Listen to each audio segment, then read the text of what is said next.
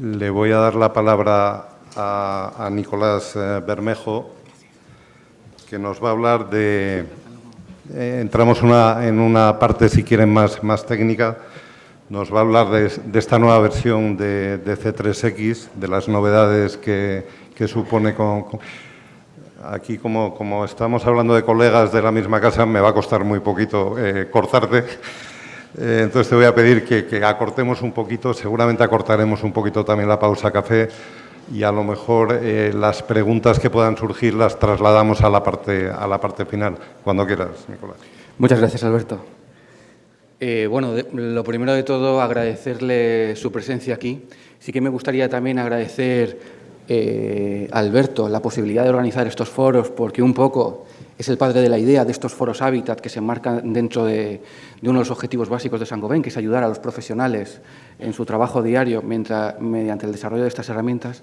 Sí que quería agradecer también a Pepa Esparza del IBE, a Marina Díaz de Isover, a Pepe de los Santos de Weber y a Roberto de Placo, que son los que realmente han estado impulsando esta jornada y los que han hecho posibles la misma.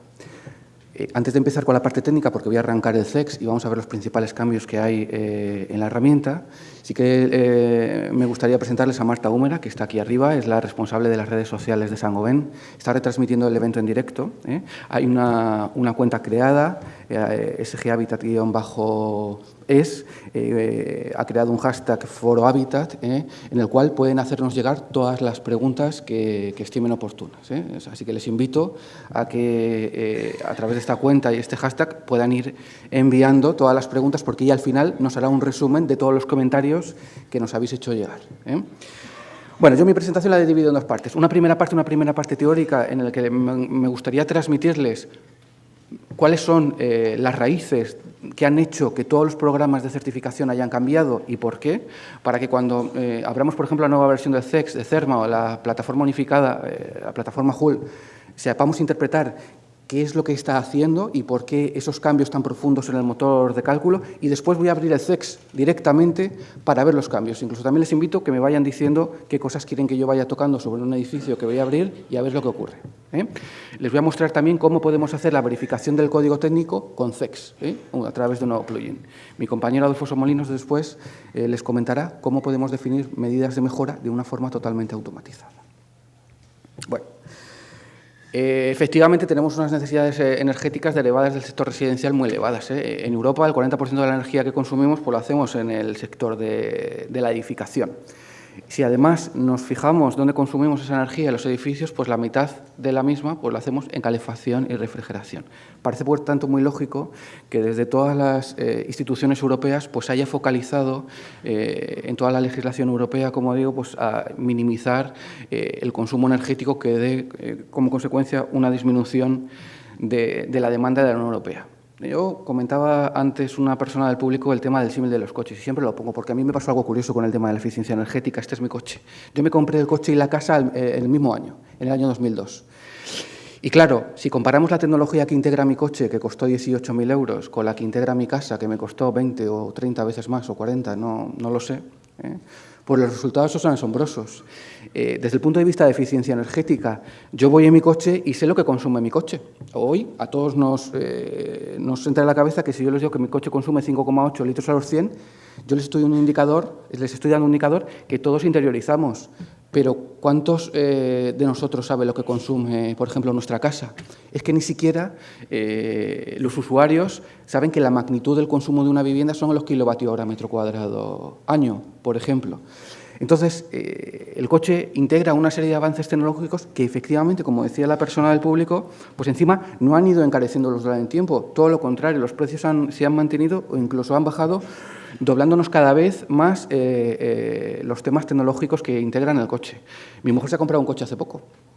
Y ya no solo es que te dé los consumos instantáneos, te dice de dónde procede el consumo del vehículo. Yo el otro día lo cogí el coche y abrí las ventanillas y, bueno, el coche empezó a chillar y me dijo que incrementaba 0,7 litros a los 100 el hecho de que la ventanilla estuviera bajada por la resistencia aerodinámica. Yo no sé si ustedes saben cuánto consumen en su casa lo primero y cuánta energía se va, por ejemplo, en el salón, que tiene una orientación sur, o en la habitación de arriba, que tiene una orientación norte. O si queremos controlar la temperatura. Yo cuando voy con mi mujer en el coche ella puede ponerse a una temperatura y yo a otra. Es decir, que yo creo que efectivamente el avance tecnológico en el sector de la edificación pues no ha experimentado esta aceleración que en otros sectores sí que lo ha hecho. Bueno, mi coche, lo que os decía, consume 5,0 litros a los 100 y hago unos 24.000 kilómetros al año de media. Esta es la media, también me la he sacado de un informe que hizo el Ministerio y es la media que un coche en España recorre. Con eso y con el programita que yo les voy a enseñar hoy, me he sacado también lo que consume mi casa. Y mi casa consume 13.215 kilovatios hora al año. Me he sacado el ejemplo. Entonces, si a mí antes de hacer esto me hubieran preguntado qué consume más, si mi coche o mi casa, yo les hubiera dicho que mi coche, porque yo al coche todas las semanas le echo 70 euros o cada 2 semanas 70 euros de diésel. Si le pregunto a mi padre me dice que el coche también, pero nada más lejos de la realidad. Cuando hice el gráfico, en función de los kilómetros que hago con el coche, mi casa consume lo que les ponía aquí, 1,2 toneladas equivalentes de petróleo, y mi coche lo mismo a partir de cuando hago 21.000 kilómetros. Es decir, mi casa consume lo mismo que mi coche. Tengo un desperdicio energético pues muy alto y que realmente me da la sensación de que no somos conscientes del todo de por dónde estamos desperdiciando la energía. Bueno, toda esta introducción que yo les he hecho me viene o estaba prevista porque efectivamente los cambios que yo les voy a mostrar en las herramientas vienen derivados de este camino que les muestro de la certificación energética. ¿Se recuerdan? La primera norma de eficiencia energética que tuvimos en España fue la norma básica del año 79, que a través de una K/G nos definía la eficiencia global del edificio.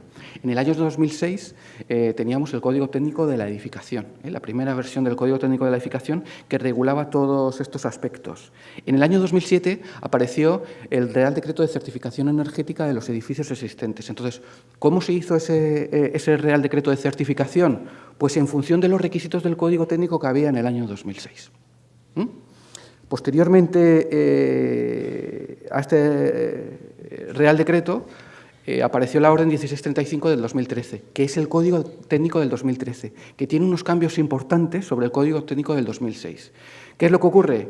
Que los programas de certificación estaban basados en los requisitos del Código Técnico del 2006 y hasta ahora no se habían adecuado a los requisitos del Código Técnico del 2013.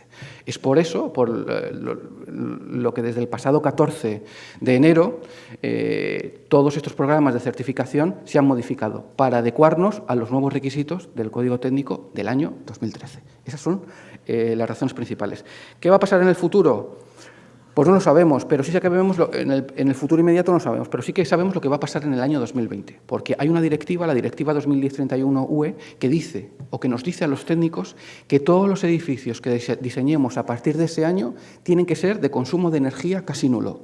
Eso va a obligar a hacer cambios profundos otra vez en la legislación. Probablemente no en los indicadores, que ya tenemos muy buenos indicadores, emisiones de CO2, consumo, demanda, etcétera, etcétera, etcétera. Pero sí en esos valores, para acercarnos al concepto de edificio de consumo de energía casi nulo. Yo creo que, como ha dicho Begoña, de aquí al año 2018 aproximadamente tenemos que ver algún cambio más en los requisitos del Código Técnico de la Edificación. Y volviendo al tema del avance tecnológico que yo les decía del coche, pues yo me había sacado esta foto. No sé si saben dónde está tomada esta foto, pero está tomada en el año 2005. Y está tomada en Roma en el nombramiento del Papa Benedicto XVI.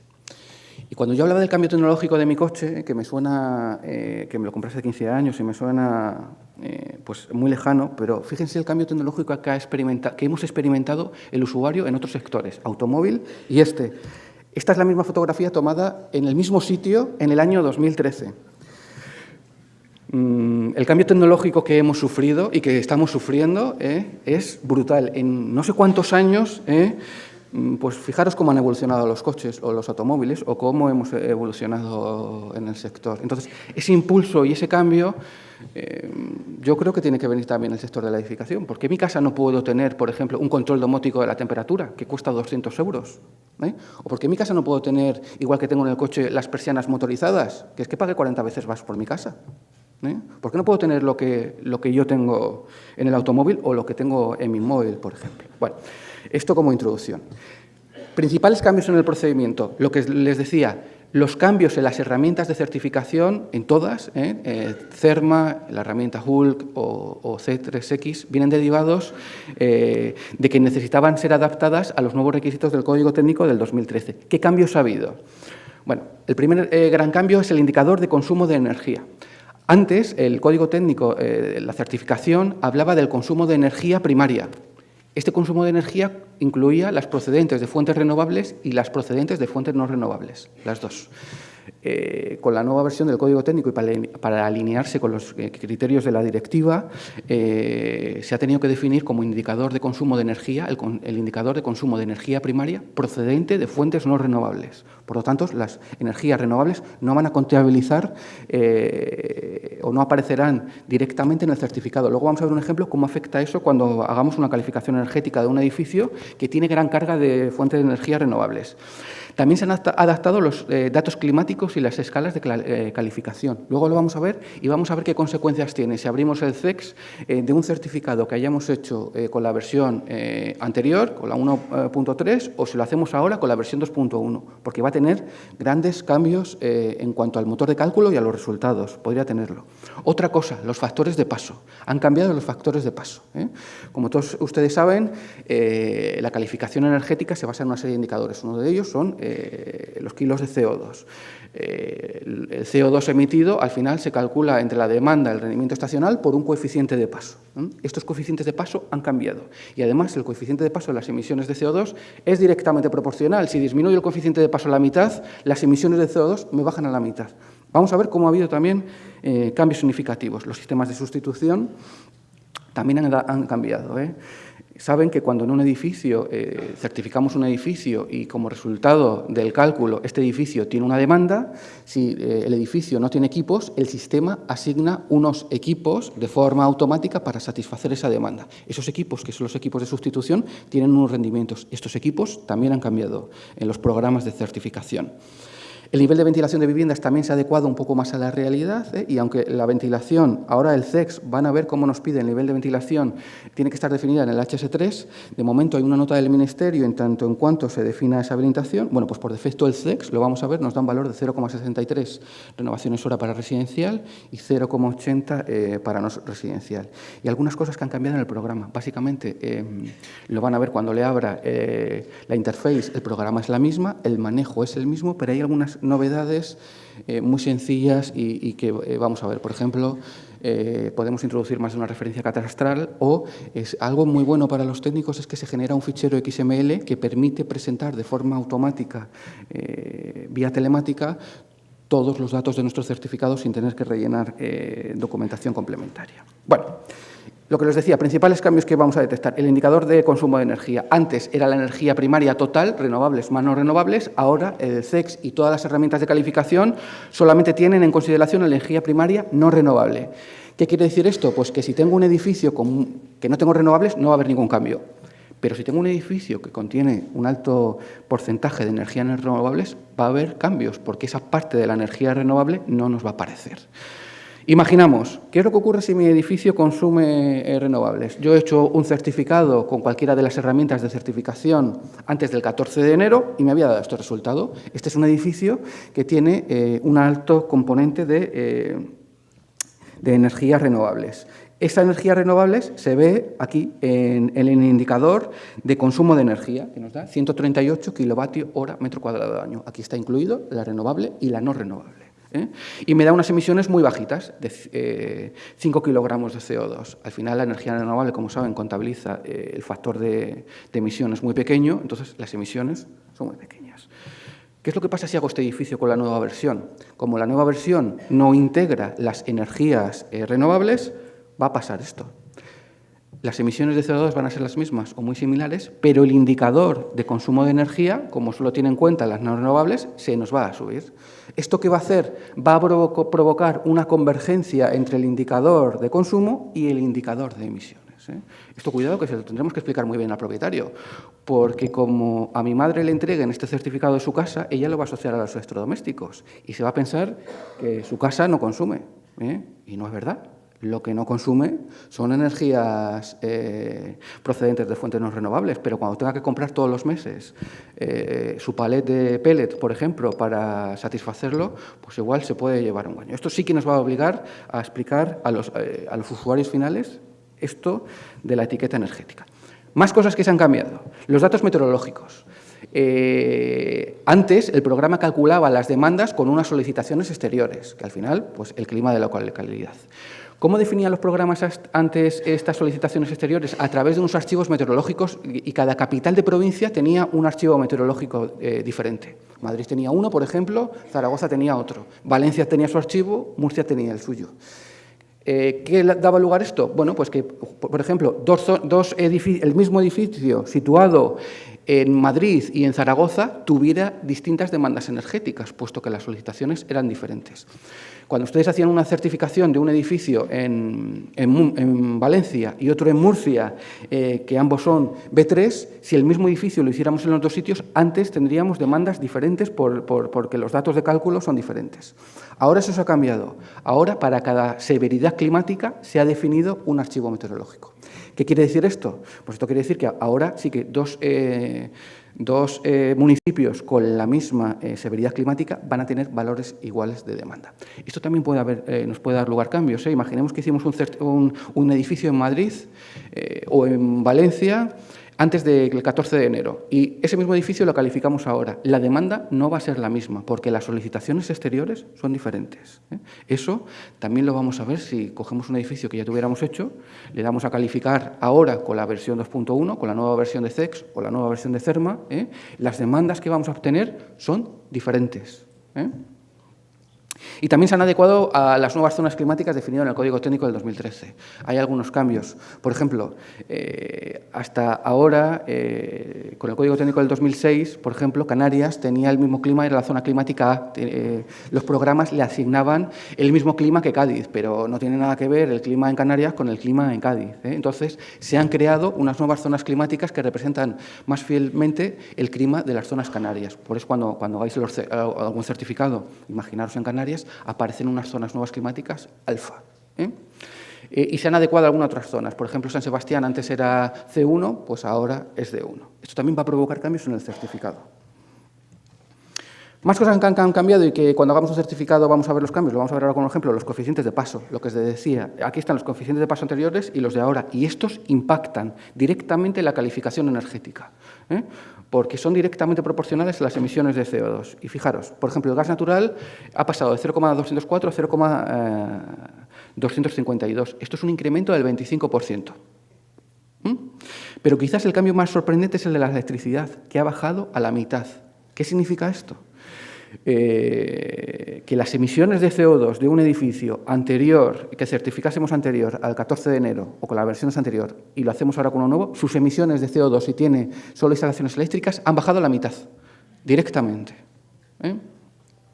Estos coeficientes de paso, como saben, se definen en función del mix energético. Así que si han hecho un certificado con anterioridad a estas nuevas versiones y lo repiten con la versión 2.1 y tenía equipos con un combustible eléctrico, pues van a ver que muy posiblemente han cambiado su calificación y sus emisiones de CO2 porque el programa está utilizando estos nuevos coeficientes de paso. Bueno, y algunas cosas del CES que vamos a ver ahora y no me lío más que los comentaba, múltiples referencias catastrales. Sí que ahora hay un cambio también en el informe. En el informe vamos a tener que poner la fecha en la cual se ha hecho la visita al inmueble. Eso es un campo específico que piden las nuevas herramientas. También las nuevas herramientas van a generar unos informes de medida específicos que vamos a ver ahora y que lo que les decía, para facilitar las conexiones con el registro y facilitar la presentación telemática, pues el programa va a generar un fichero XML que es el que podemos subir directamente. Bueno, estos son los cambios principales. Y nos permiten entender estos cambios en las calificaciones en el funcionamiento del programa que, insisto, voy a arrancar ahora. Lo que les voy a presentar a continuación es un programa que nos permite hacer la verificación directa de los requisitos del código técnico con CEX. Si me permiten en 5 minutos que les comente cuáles son estos requisitos para poder después circunscribir mejor la presentación. Bueno, saben que los requisitos del Código Técnico de la Edificación establecen una limitación en la demanda y el consumo en función de la zona climática en la cual se encuentra el edificio y del uso previsto del mismo, diferenciando entre edificios de uso residencial y edificios de otros usos. Cuando hacemos la verificación del código técnico, dependiendo si es un edificio nuevo o es una rehabilitación, pues tendremos unos requisitos u otros, pero siempre vamos a tener que calcular una serie de indicadores: la demanda, el consumo y las condensaciones. ¿De acuerdo? Limitación del consumo, el DBH0. Si es uso residencial privado, en edificios nuevos, ahí tenemos una tabla y estos son los datos de consumo. Un edificio en Valencia tiene que tener un consumo límite de 45 kWh metro cuadrado año. ¿De acuerdo? Con ese factor de superficial. Y de otros usos, esto lo tenemos que calcular, el consumo. Ya vamos viendo un poco el paralelismo con el tema del coche. Ya hablamos de consumo, hasta ahora no hablábamos de consumo. Edificios nuevos, tenemos por un lado el consumo, también tenemos que calcular la demanda. Y para la demanda tenemos estas limitaciones. En el caso de Valencia, 15 kWh metro cuadrado año de demanda. Y aquí no hay factores superficiales ni nada, 15 o menos. Y esto también lo tenemos que calcular. Fíjense cómo todos estos datos los tenemos en CEX o en CERMA o en el certificado energético. Entonces, ¿por qué vamos a tener que separar y por un lado hacer la calificación energética con un programa y por otro la verificación del código técnico con otro programa cuando lo tenemos en ambos conceptos, ¿no? Entonces, lo que nos va a mostrar este complemento que les voy a enseñar es la convergencia entre ambos, certificación energética y código técnico. Y también acuérdense de que tenemos que calcular siempre la limitación de las condensaciones, tanto superficiales como intersticiales. Eso para edificios nuevos. En edificios existentes, ¿qué es lo que ocurre? Pues efectivamente también tenemos requisitos. El Código Técnico nos obliga a cumplir una serie de requisitos para la rehabilitación. Para toda la rehabilitación, independientemente, si recuerdan, en el Código Técnico del 2006 decía que había que cumplir unos requisitos cuando la rehabilitación era más del 25% de la fachada y creo recordar que eran 1.000 metros cuadrados. Ahora no. Ahora hay un cambio de mentalidad. El Código Técnico del 2013 siempre tiene requisitos para rehabilitación, siempre. Cambiemos la fachada completa o cambiemos una ventana. ¿Qué es lo que ocurre? Que el legislador, a través de la orden que regula el tema del Código Técnico, nos dice: si cambiamos una ventana tienes que cumplir unos requisitos, si tocas más del 20,5% de la envolvente, otros, que es evidente. Cuando es un cambio más del 25% de la envolvente, tenemos que justificarlo con la demanda. La demanda tiene que ser inferior a la del edificio de referencia. Y cuando la rehabilitación es una rehabilitación menor del 25%, es una pequeña rehabilitación, pues simplemente es cumplir la tabla 2.3 de transmitancias. ¿Sí? Bien. Bueno, y ese es el resumen. Lo vamos a ver, pero por lo tanto ahora la arquitectura y la ingeniería adquieren un papel fundamental. Ya no tenemos limitaciones por transmitancias térmicas. Ahora ya no vale con eso que valía antes de coger, ver que los elementos cumplen con unas transmitancias térmicas y que cumplan. No, la demanda energética es función de las transmitancias térmicas de los cerramientos, sí. Pero es que también depende de la orientación del edificio. También depende de los puentes térmicos, también depende de la ventilación. No sé si me va a dar tiempo, pero luego les voy a abrir un ejemplo y les voy a proponer que hagamos cumplir código técnico un edificio existente y me van a ayudar. Van a ver cómo nos va a costar hacerlo cumplir si no tocamos los puentes térmicos, si no tocamos la ventilación, etcétera, etcétera. O sea que esto ahora es fundamental. La arquitectura es fundamental ahora para alcanzar esos valores de demanda. Bueno. Y ya entro directamente en CEX. Si recuerdan, tenemos una serie de herramientas, la herramienta CERMA, la Hulk o C3X o CEX. Yo voy a centrar, todo lo que os he comentado hasta ahora es válido para todas las herramientas porque los cambios son aplicables para todas las herramientas y ahora ya entro en la versión 2.1 de CEX, que es la versión que tenemos que utilizar a partir del 14 de enero. Bien, he abierto el edificio de ejemplo que viene en CEX. Es un edificio que en este caso está en Zaragoza, no lo voy a tocar, es un edificio que se construyó en el año 60, por lo tanto anterior a la norma básica de edificación, está situado en Zaragoza, 4 plantas, con una envolvente térmica de doble hoja, con una cámara y una serie de instalaciones termoeléctricas y gas natural. ¿De acuerdo? Tengo el edificio, lo hemos dibujado, este no es el edificio. Lo siguiente que hacemos como técnicos certificadores es calificar el edificio. Quiero que se fijen, por favor, o que recuerden que la demanda de calefacción de este edificio son 100 kWh metro cuadrado de año y que tiene una calificación energética E. Bueno, lo siguiente que tiene que hacer el técnico certificador, o lo que tenemos que hacer, es definir las medidas de mejora. Para eso no voy a entrar mucho, pero hay un complemento desarrollado por Saint-Gobain, que va a entrar mi compañero Adolfo, que vamos a definir una medida de mejora que vamos a llamar Valencia, o prueba Valencia, o como lo haya escrito. Continuar. El sistema lo que me dice es dónde quiero definir la medida de mejora. Le voy a decir, por ejemplo, muros exteriores. Vamos a decirles que, por ejemplo, vamos a poner un sáter de Weber. Le voy a decir que con una lana de roca. Voy a decirle que, por ejemplo, 12 centímetros y el mortero. No entro aquí porque va a entrar mi compañero, pero ven, el programa en automático nos ha dado los nuevos resultados de calificación energética en tiempo real. Calificación energética mejorado me da el ahorro anual, el valor del inmueble, etcétera, etcétera. Bueno, ya lo tengo integrado en CEX. Le damos a las medidas de mejora, vamos a ver lo que ha pasado. Mis medidas de mejora de Valencia, pues fíjense cómo la demanda de la energía del edificio simplemente con este SATE ha bajado a la mitad. Bien, ahora imprimiríamos el certificado. Como les decía, aquí generamos el informe del proyecto y aquí, esta es una nueva función, genera el XML. Ahora vamos a ver qué pasa con este edificio. ¿Estas medidas de mejora cumplen el código técnico? Pues claro, se podría dar lugar, o podría darse el caso de que definiéramos unas medidas de mejora al propietario, y es lógico y normal que en el momento que definamos las medidas de mejora en la certificación energética no hagamos los cálculos si va a cumplir el código técnico o no. Eso lo haremos después. Bueno, con este complemento nos permite verificar que lo que estamos proponiendo como medidas de mejora cumple el código técnico o no, y dar un poco más de criterio al informe que presentemos. Bueno, arrancamos el complemento, comprobación código técnico, y el complemento lo único que nos va a preguntar es el escenario de partida, si se trata de un edificio nuevo o es un edificio existente, y nos va a dar los escenarios que contempla el propio código técnico. Me va a preguntar si estoy rehabilitando más del 25% de la envolvente, menos del 25% de la envolvente, o si es un cambio de uso. ¿De acuerdo? Como era un edificio de los años 60 y he puesto un SATE, pues vamos a suponer si les parece que estoy renovando más del 25% de la envolvente. Entonces, obra de reforma en la que se renueva más del 25%. Le doy a continuar y directamente me hace la comprobación de los requisitos del código técnico. ¿Lo ven? Este es para el edificio de partida y este es para mi edificio con las medidas de mejora.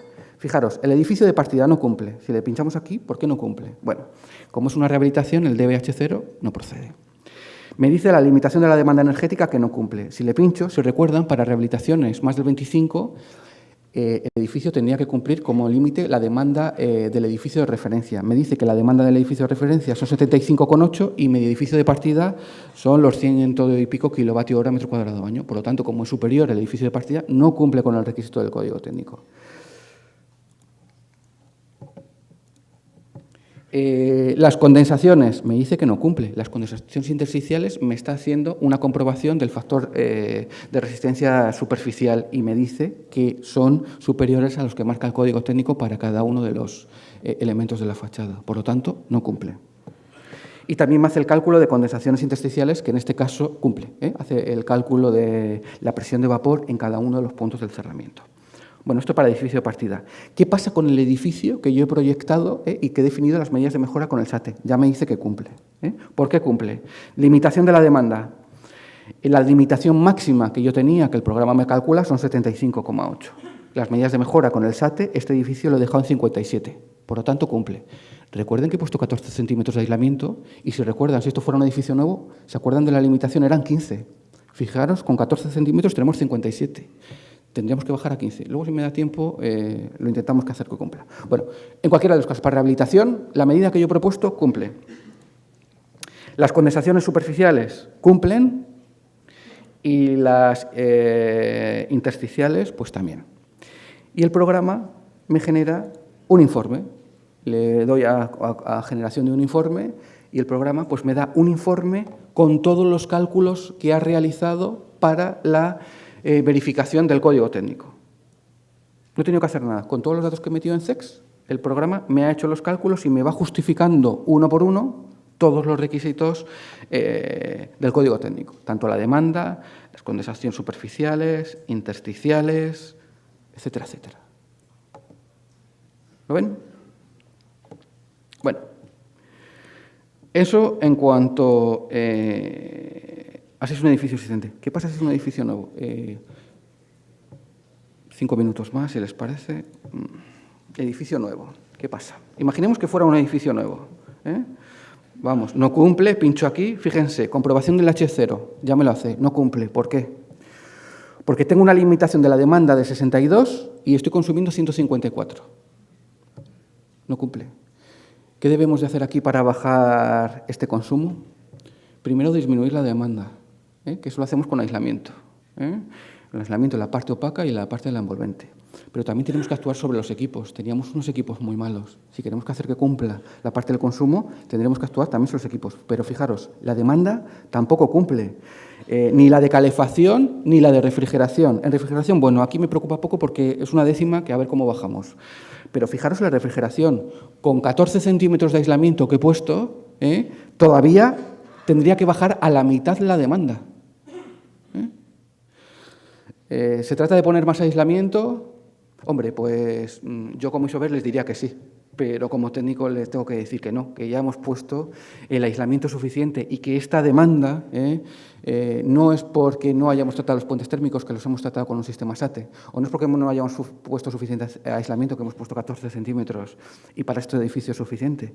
Es porque tenemos que tratar también la parte acristalada. Las ventanas probablemente sean muy malas y tengamos pérdidas. Es porque también tenemos que tratar el tema de la ventilación. Tendríamos que revisar la orientación. Efectivamente, es un edificio existente y las condiciones de contorno son las que son. No podemos tocarlos. Yo solo he tocado la fachada, pero si quiero limitar la demanda, también tendré que tocar la cubierta. Entonces, para hacer cumplir ese edificio, voy a intentar... he cerrado el complemento.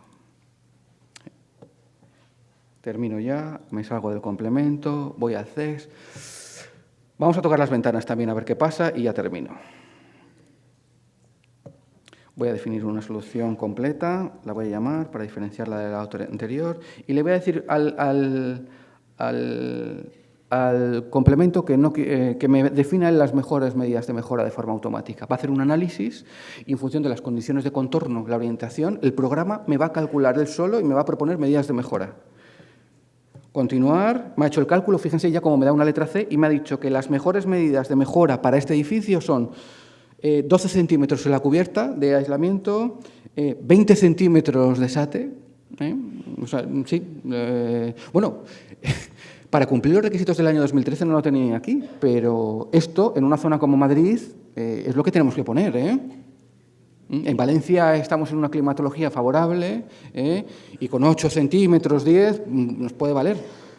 Pero en una zona climática D o E no pensemos que podemos poner menos. De hecho, les hemos entregado una regla al inicio que es muy sencillita y nos da más o menos el espesor orientativo de aislamiento que hay que poner en una fachada para cumplir con los requisitos del Código Técnico del 2013. Bueno, entonces el programa nos dice que para este edificio son 20. Le damos a continuar, hemos pasado a una letra C y vamos a ver si cumplo.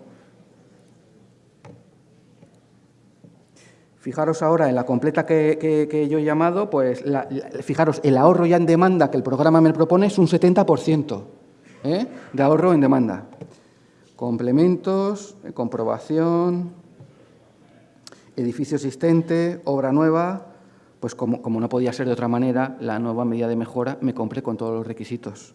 ¿Pero y qué pasaría si se tratase de un edificio nuevo? Por supuesto, el consumo completa.